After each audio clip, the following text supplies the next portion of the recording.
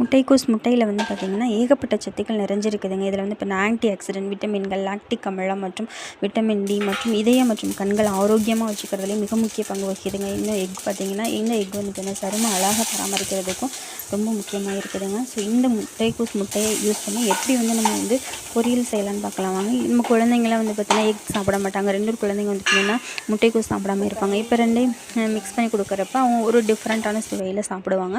அது எப்படி செய்யலான்னு பார்க்கலாம் வாங்க. அடுப்பில் வந்து பார்த்திங்கன்னா கடாயை வச்சுட்டு எண்ணெய் ஊற்றிக்கலாங்க. அதை சுடேறினதையும் கடுகு உளுந்து போட்டு அது பொரிஞ்சதையும் வெங்காயம் பச்சை மிளகாய் போட்டு நல்லா வதக்கலாங்க. அதுக்கப்புறமா கருவேப்பிலையை போடலாங்க. முன்னாடி போட்டோம்னா அந்த எண்ணெய் தெரித்து நம்ம கண்ணில் மேலே இதெல்லாம் பட்டுதுன்னா கொஞ்சம் பெயின் ஆகிடும். அதனால நம்ம அதை வெங்காயம் போட்டதுக்கப்புறமா போட்டுக்கலாம்.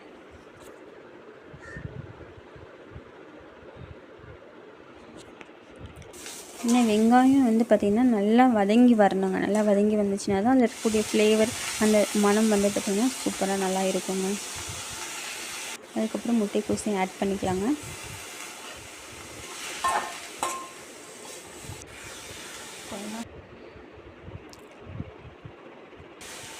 தேவையான அளவு உப்பு ஆட் பண்ணிக்கலாங்க.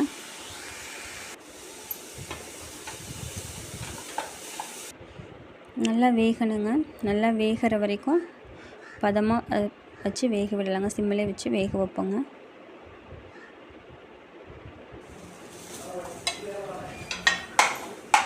எந்த பதத்தில் வெந்திருக்குன்னு பாருங்கள். இப்போ வந்து பார்த்திங்கன்னா நடுவில் முட்டையை ஊற்றிக்கலாங்க. ஃபஸ்ட்டு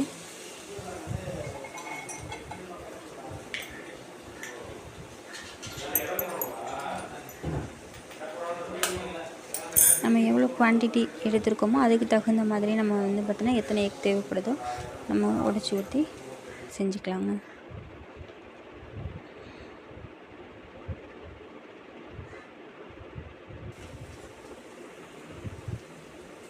உப்பு பத்தலை அப்படின்னா நம்ம சாப்பிட்டு பார்த்துட்டு தூள் ஆட் பண்ணிக்கலாங்க.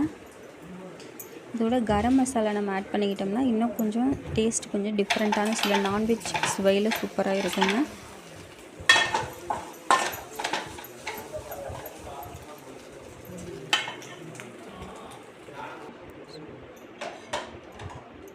நீங்களே ட்ரை பண்ணி பாருங்கள்.